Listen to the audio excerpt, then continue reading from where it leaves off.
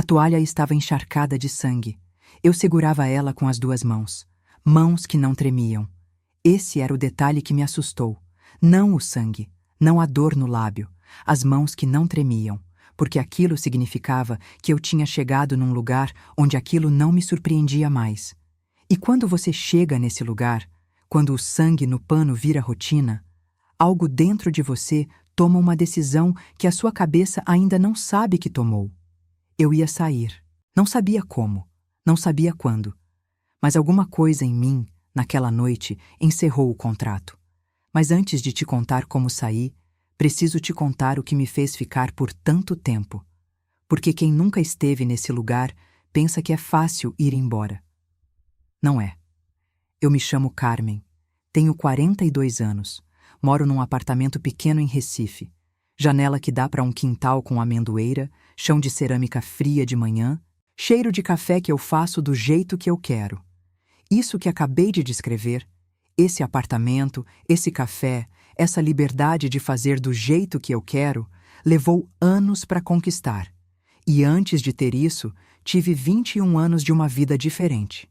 21 anos dentro de uma casa onde o meu jeito de existir era sempre errado. Eu tinha 18 anos quando Rogério apareceu. Ele tinha 23. Trabalhava no depósito de materiais de construção do pai, em Goiânia. Cabelo escuro, ombros largos, sorriso fácil. O tipo de homem que faz uma menina que nunca foi muito olhada acreditar que foi escolhida. Me levava para jantar às sextas. Sempre abria a porta do carro. Sempre perguntava o que eu queria antes de pedir. Eu não sabia que aquilo era a fase da isca. Minha mãe gostava dele. Meu pai também. Disseram que eu tinha dado sorte. E eu acreditei neles. Acreditei nele. Casei com 21 anos, grávida de 3 meses de Lucas. A primeira vez que ele levantou a voz foi numa segunda-feira de manhã. Eu tinha esquecido de passar a camisa dele. Você não presta pra nada, Carmen. Não foi grito. Foi frio, calculado.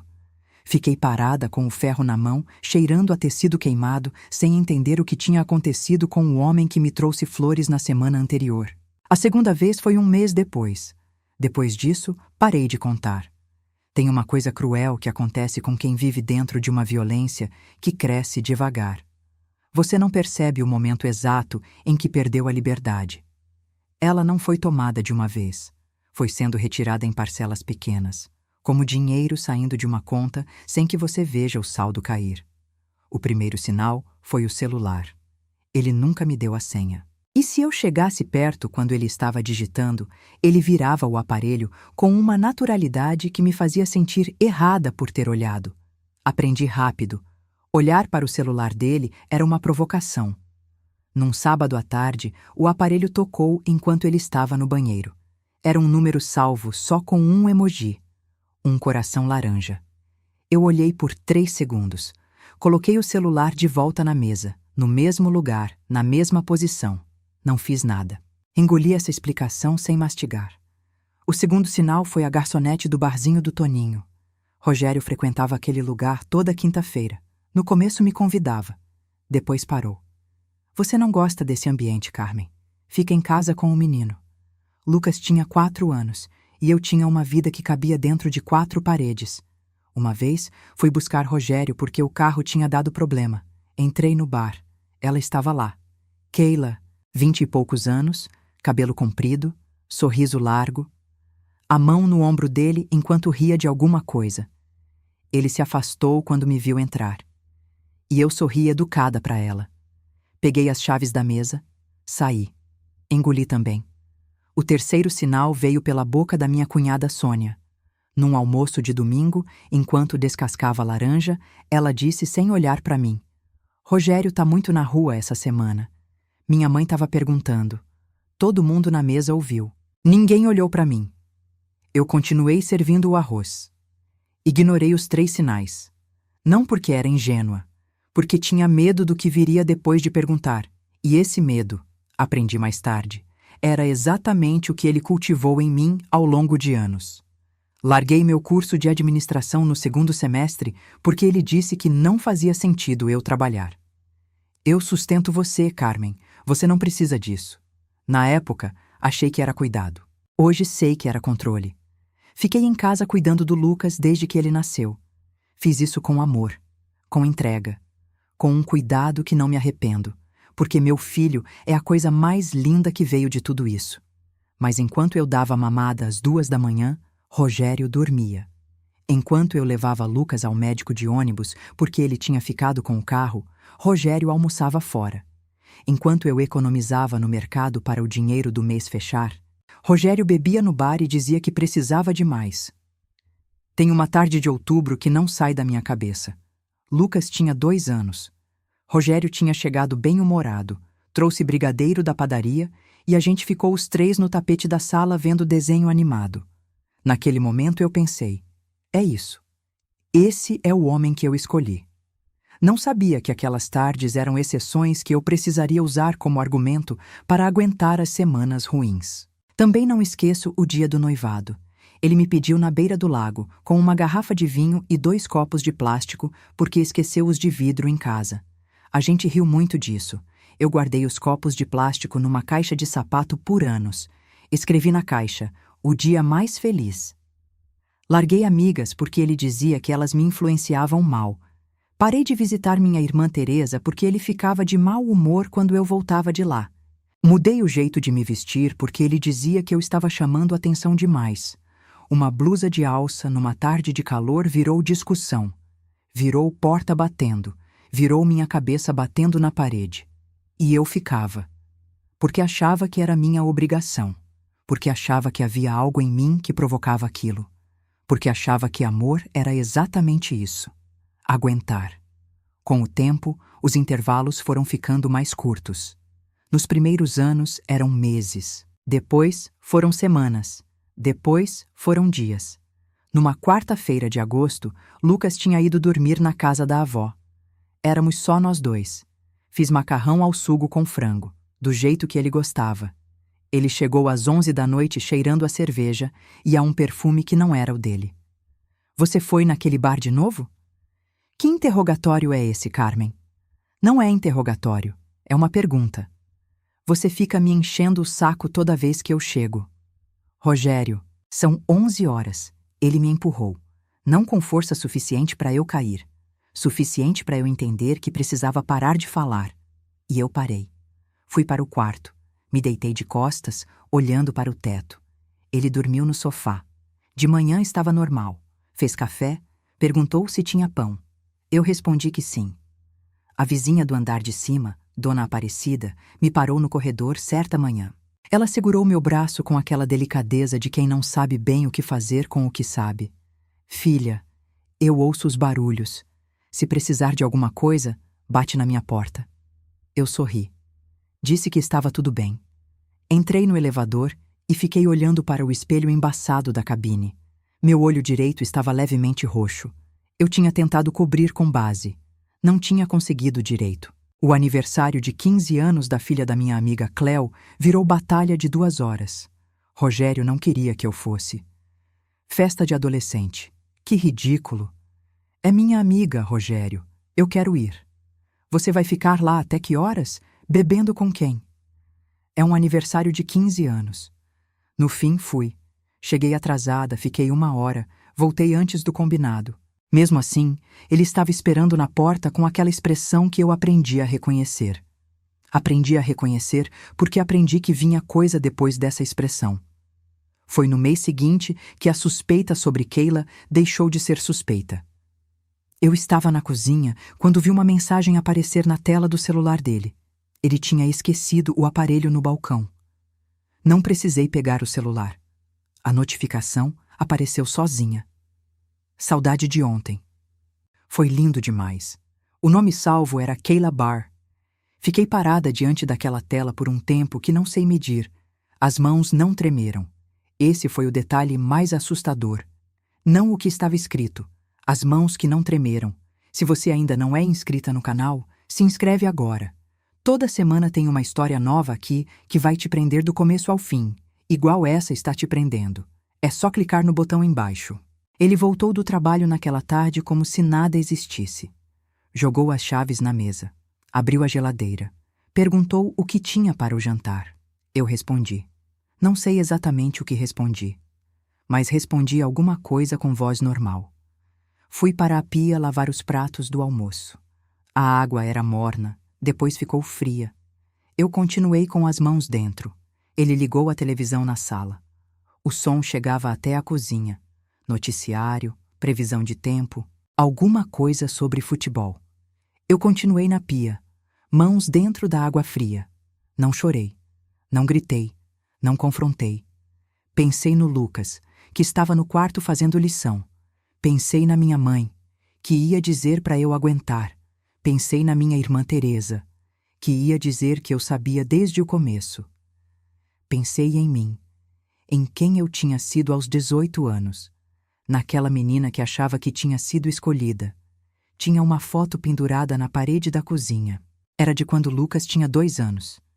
Os 3 juntos numa praça. Rogério sorria. Eu sorria. Olhei para aquela foto por muito tempo e percebi que não conseguia mais me lembrar de quem era aquela mulher sorrindo. Foi ali que algo dentro de mim terminou de vez. Coloquei a foto de volta no lugar. Terminei de lavar os pratos. Sequei as mãos na toalha pendurada no forno e fui servir o jantar. Ele comeu. Eu sentei na cadeira de frente. Olhei para ele mastigar.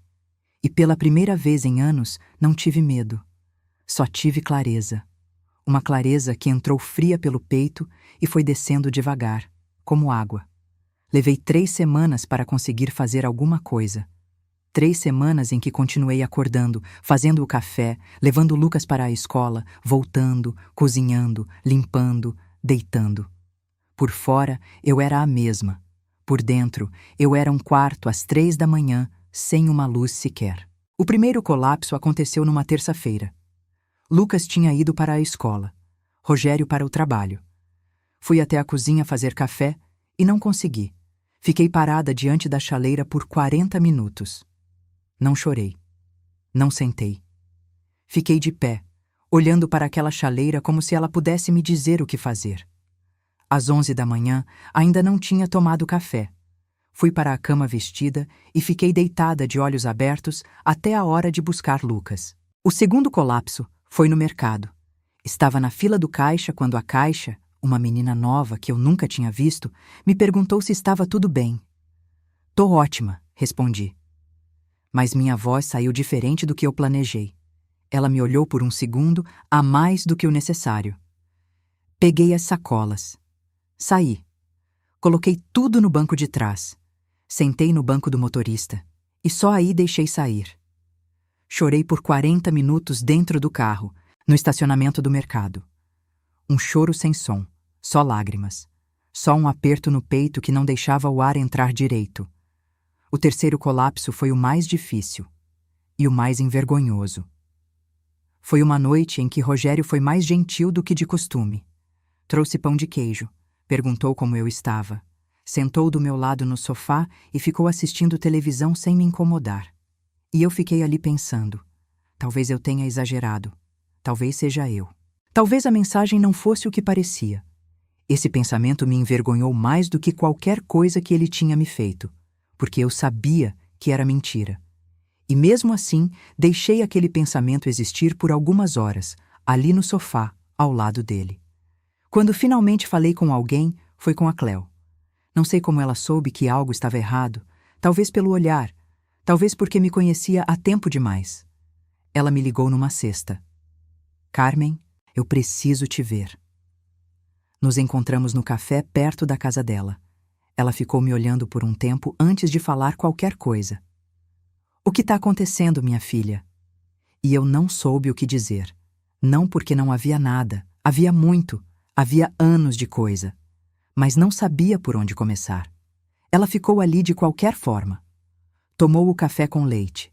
Ficou com a caneca nas 2 mãos me olhando com um olhar que não exigia que eu falasse nada.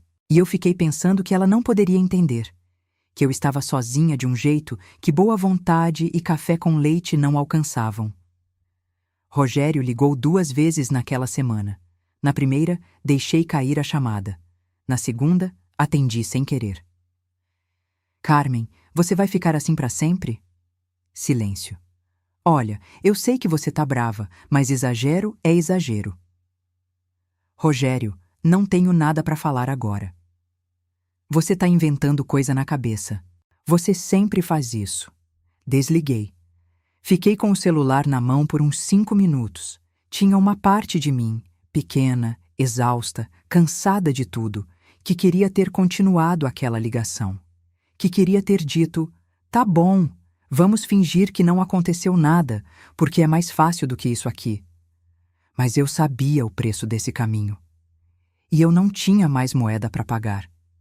Tem algo que ninguém te conta sobre os dias depois que você decide sair. Não é a decisão que pesa mais. É o corpo. O corpo que ainda acorda esperando o barulho da porta, que ainda tensiona quando ouve uma chave girando na fechadura, que ainda verifica a expressão do outro antes de falar qualquer coisa. O corpo não sabe que você decidiu ir embora. Ele ainda está dentro daquela casa, dentro daquela lógica, dentro daquele medo que foi sendo instalado ao longo de anos como se fosse um reflexo natural. Eu dormia mal. Acordava às 2, às 3 da manhã sem razão aparente. Ficava no escuro ouvindo Lucas respirar no quarto ao lado. Uma respiração tranquila de quem ainda não sabe o peso que a mãe está carregando. E ficava pensando em como ia fazer. Onde ia morar? Com quanto dinheiro? Como ia explicar para Lucas que a vida ia mudar? Como ia explicar para mim mesma? Às 4 da manhã, a mente cansa de pensar e começa a duvidar. Às 4 da manhã é quando você pensa: e se não der certo? E se eu não conseguir? E se for pior? Às 4 da manhã é o horário mais perigoso para quem está tentando ser corajosa. O estômago ficou pesado por semanas. Não de fome, de uma pedra quente que ficava ali entre as costelas, que não subia e não descia. Eu comia porque precisava comer, porque Lucas precisava que eu comesse, porque o mundo continuava precisando que eu funcionasse por fora enquanto por dentro estava em pedaços. Aprendi a comer sem sentir gosto, aprendi a sorrir na hora certa, aprendi a responder perguntas sem revelar nada. Essas são as habilidades que ninguém pede para ter, mas que você desenvolve quando está sobrevivendo dentro de uma situação que não quer que ninguém saiba. Tinha noites em que eu ficava olhando para as roupas dele no armário. Aqueles ternos que ele usava para as reuniões. As camisas dobradas que eu passava toda semana. O perfume que ficava no tecido mesmo depois de lavado. Tinha noites em que eu pensava: esse homem foi meu marido por 21 anos. Esse é o cheiro de 21 anos da minha vida. E que coisa estranha, né? Você pode passar décadas com alguém e o dia que você mais vai se lembrar não vai ser o do casamento, nem o do nascimento do filho, nem o da primeira viagem juntos. Vai ser uma tarde comum com uma mensagem numa tela. Saudade de ontem. Foi lindo demais. Mas o corpo foi me dando sinais também, do outro lado. Sinais de que ainda havia algo dentro de mim que queria continuar. O dia em que a chuva chegou de repente enquanto eu pendurava a roupa no varal e eu corri para recolher as peças e no meio da correria ri. Ri de mim mesma, da situação ridícula da roupa encharcando. E percebi que não havia rido nada de nada há semanas. O dia em que Lucas fez uma graça no jantar e eu ri de novo. Um ri pequeno, mas real. O corpo sabe antes da mente. O corpo diz: ainda tem coisa aqui. Ainda há vida aqui dentro. Ainda dá. O primeiro ato que mudou minha vida não foi dramático. Não foi reunião com o advogado. Não foi discurso. Foi uma manhã de sexta-feira em que eu consegui lavar o cabelo. Fazia 4 dias que eu não lavava. Tomava banho rápido, sem molhar o cabelo, saindo antes que o banheiro ficasse a vapor. Naquela sexta, entrei embaixo do chuveiro e fiquei lá. Deixei a água esquentar. Abri o shampoo, lavei o cabelo devagar, passando os dedos pelo couro cabeludo, sentindo o cheiro do shampoo, sentindo a água quente escorrer pelo pescoço. E eu pensei: eu ainda estou aqui. 3 dias depois, liguei para minha irmã Teresa. Teresa morava em Recife desde que casou. Eu não falava com ela direito há 2 anos. Rogério não gostava da Teresa. E eu tinha deixado de gostar do que ele não gostava. Ela atendeu no segundo toque. Carmen? Oi, Teresa? Silêncio de 2 segundos. Tá acontecendo alguma coisa? Tô precisando sair daqui. Teresa nunca foi de perguntar muito. Ela disse: vem pra cá, tenho um quarto. E foi isso. Levei 6 semanas para conseguir ir de fato. 6 semanas em que precisei juntar dinheiro escondido, conversar com uma assistente social no CRAS do bairro, ligar para a escola do Lucas e explicar a transferência, assinar papéis com a mão tremendo num cartório de esquina. A mulher do cartório me olhou quando minha mão tremeu na hora de assinar. Ela não disse nada. Só empurrou um copo de água na minha direção. Tomei a água. Respirei. Assinei. No ônibus, com Lucas dormindo no meu ombro e uma mala que cabia embaixo da poltrona, olhei pela janela enquanto Goiânia ficava para trás. Não senti vitória. Senti o peso de uma coisa que terminou e o peso de uma coisa que estava começando. Não sabia ainda qual dos dois era maior. Antes de continuar, se essa história está te tocando de algum jeito, compartilha com uma amiga que precisa ouvir isso. Às vezes a gente manda uma história sem dizer nada, e a mensagem chega do jeito certo. E se você ainda não é inscrita, o botão tá aqui. Teresa me recebeu na rodoviária com o mesmo rosto de sempre, sem drama, sem pergunta. Ela só colocou a mão no meu ombro e disse: vem. O apartamento dela era no 2º andar de um sobrado em Casa Amarela. Chão de cerâmica, ventilador no teto, cortinas bege. Lucas ficou animado com o ventilador. Perguntou se ia poder dormir com ele ligado. Pode, disse a Teresa. E foi assim que a primeira noite passou. Lucas dormindo com o ventilador ligado. Eu deitada num colchão improvisado na sala, ouvindo o barulho do bairro pela janela, moto, cachorro, alguém rindo lá fora, e pensando: eu fiz isso, eu saí. As primeiras semanas foram estranhas de um jeito que é difícil explicar. Não era ruim, mas também não era bom do jeito que eu imaginava que ia ser. Era vazio. Um silêncio que eu não sabia o que fazer. 21 anos dentro de uma lógica, dentro de uma rotina, dentro de um medo, e de repente aquilo acabou. E o que sobrou foi esse silêncio largo que eu não sabia preencher. Me sentia como uma pessoa que aprendeu a andar na chuva por anos e de repente o céu abriu e ela ficou parada sem saber o que fazer com o sol. Teresa não pressionou. Não perguntou muito. Deixou o tempo passar no ritmo dele. Lucas foi para a escola nova na 2ª semana. Voltou com um amigo novo na 3ª. Eu continuei sentada no apartamento, olhando para o ventilador girar. Foi a Teresa quem me falou da vaga na loja de Dona Marlene.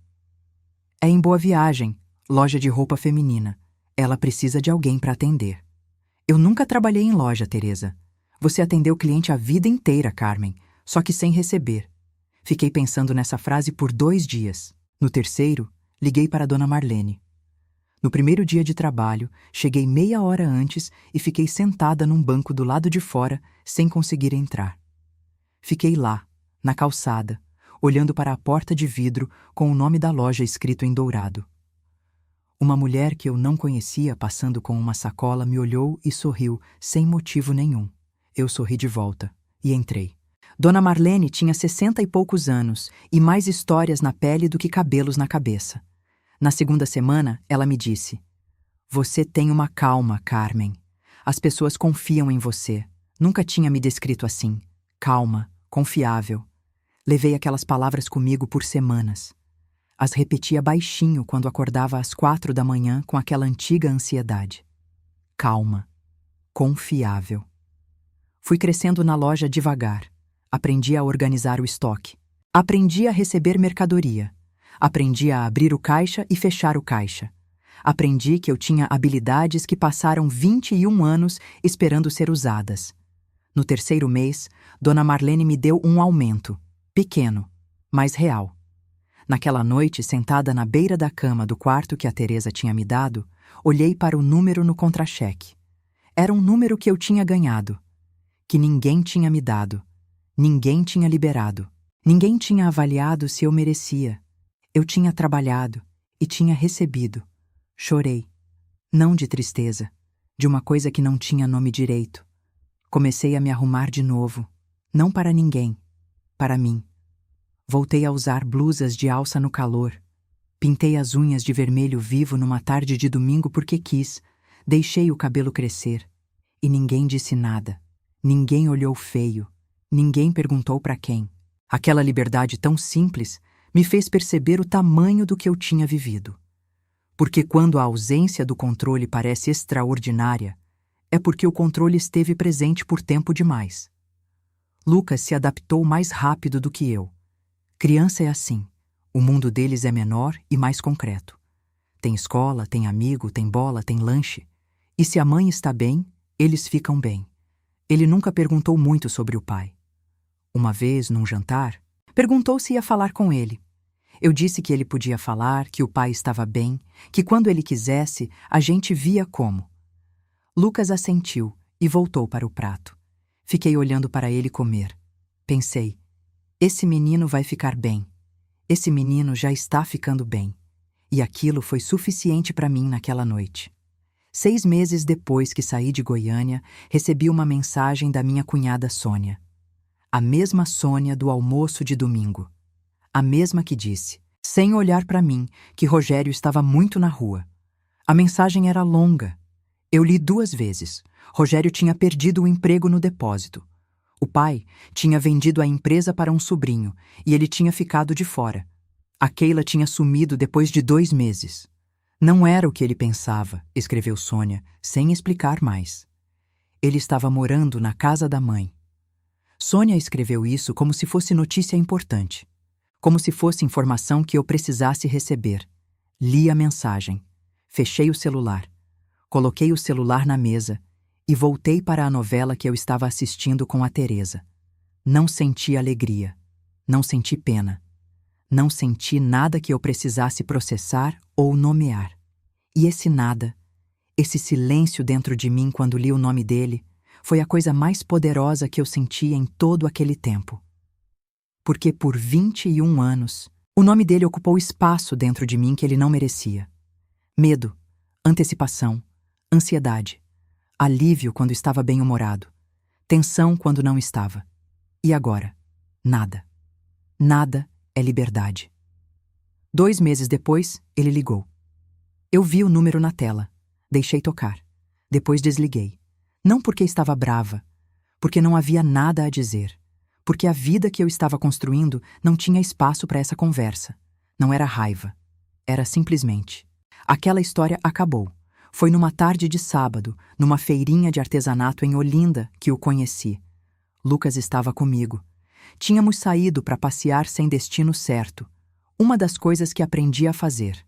Sair sem saber exatamente para onde ir. Isso antes era impensável. Antes tudo tinha que estar planejado e comunicado e aprovado. Naquela tarde, a gente foi andando pela feira. Ele tinha uma banca de objetos de madeira que fabricava.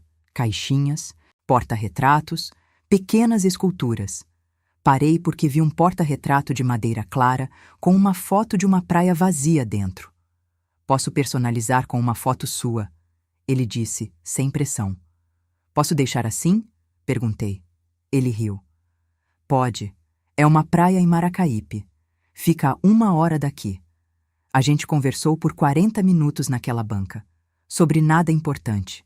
Sobre o vento, sobre Olinda, sobre a madeira que ele usava. Quando fui embora, ele perguntou meu nome. Carmen, eu disse. Carmen. Ele repetiu devagar, como se estivesse experimentando o som. Mateus tinha 46 anos, cabelo grisalho, olhos tranquilos. A tranquilidade dele era diferente da tranquilidade do Rogério no começo. A do Rogério era calculada. Era a calma de quem está mostrando o que você quer ver. A do Mateus era só dele. Era a calma de um homem que não tem nada para provar. Demorei 3 meses para aceitar tomar um café com ele. Ele não pressionou. Mandava mensagem 1 vez por semana. Perguntava como eu estava. Nunca perguntava por que eu demorava para responder. Uma vez eu disse isso para ele, que eu demorava porque não sabia direito o que estava fazendo. Ele disse, tá ótimo, quando você souber você me conta. Fiquei olhando para essa mensagem por muito tempo. Não era uma armadilha, era só a frase. O café virou almoço. O almoço virou a feirinha de Olinda de novo. E num sábado de dezembro, os três fomos a Maracaípe. Lucas correu para o mar antes que a gente tivesse tirado as sandálias. Eu fiquei na areia, olhando o menino entrar na água. Mateus ficou do meu lado sem dizer nada por um tempo. Depois ele disse, olhando para o horizonte: "Você é corajosa, Carmen." Eu não respondi imediatamente. Pensei em todos os anos que passei achando que era fraca, achando que merecia o que recebia, achando que aquilo era amor. "Estou aprendendo a acreditar nisso", eu disse. Ele não respondeu. Ficou olhando para o mar. E aquilo foi suficiente. Tem uma coisa que o Mateus faz que parece pequena e não é. Quando a gente está conversando e eu falo alguma coisa sobre o meu dia, ele pergunta mais. Não por protocolo, por interesse. "E aí, como foi a reunião com a dona Marlene? O café que você pediu no sábado, que tipo era? Você gostou? Como é que o Lucas foi no jogo hoje?" Perguntas pequenas, mas perguntas que dizem: "Eu ouvi o que você falou. Eu lembro, você importa." Eu não sabia que isso era básico num relacionamento. Levei 42 anos para aprender que isso era o mínimo. Hoje, quando acordo de manhã no apartamento que é meu, eu levanto sem medo. O apartamento é pequeno, tem uma janela que dá para um quintal com uma amendoeira que muda de cor conforme a estação. Tem chão de cerâmica fria de manhã que eu aprendi a gostar, porque frio de chão não dói. Frio de chão é só amanhã chegando.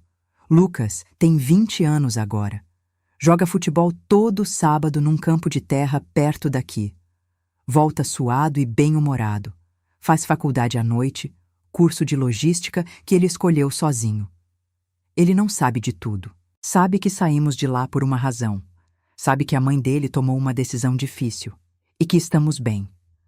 Num dia, ele me perguntou: "Mãe, você foi feliz lá com ele alguma vez?" Fiquei pensando antes de responder. "Tive momentos felizes", eu disse. Mas não era felicidade. Era intervalo. Ele ficou em silêncio. Depois disse: "Entendi."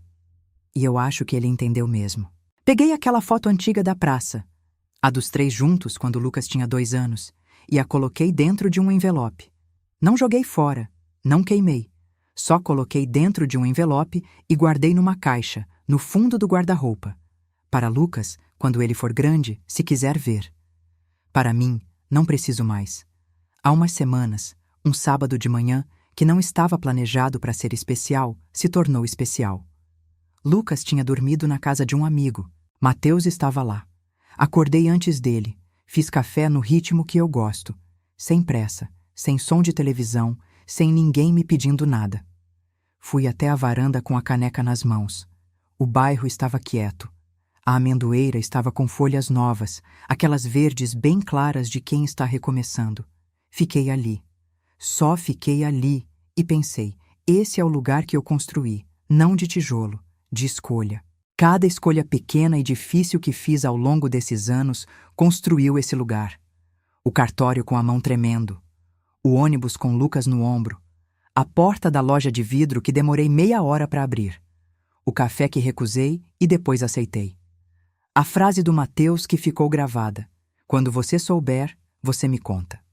Tudo isso construiu essa manhã de sábado, com caneca de café e amendoeira e silêncio que não pesa. Levanto sem medo. Parece simples. Não é. Levar anos para aprender a acordar sem medo não é simples. É o maior trabalho que já fiz na vida. E ninguém me deu um certificado. Ninguém aplaudiu quando eu aprendi. A vida continuou, o ônibus passou, o mercado abriu, o mundo girou. Mas eu sei. Eu sei o que custou chegar aqui. E é exatamente por isso que não troco. Se você também já reconstruiu do zero, me conta nos comentários o primeiro passo que você deu. Pode ter sido pequeno. Pode ter sido só lavar o cabelo. Me conta.